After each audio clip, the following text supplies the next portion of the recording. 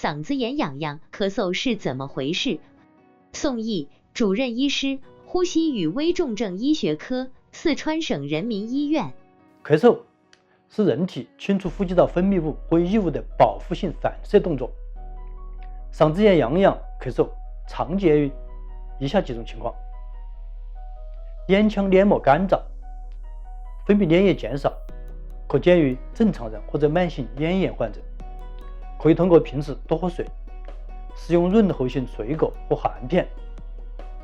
上呼吸道感染时，也可以出现嗓子干痒、咳嗽等症状。此时需要明确病原体，使用抗感染药物进一步对应治疗。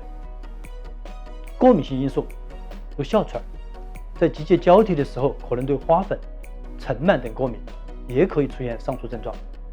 此时需要使用激素类或者茶碱类药物进行治疗。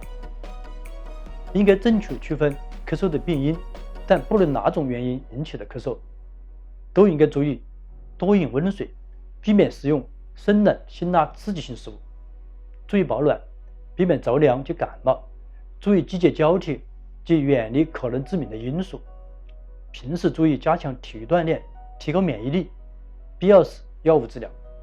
专家提示，正常人或慢性咽炎患者可由于咽腔分泌粘液减少出现咳嗽，应注意润喉；呼吸道感染出现咳嗽，应使用抗感染药物对因治疗；过敏性因素应注意避免致敏源，必要时使用抗组胺类药物治疗。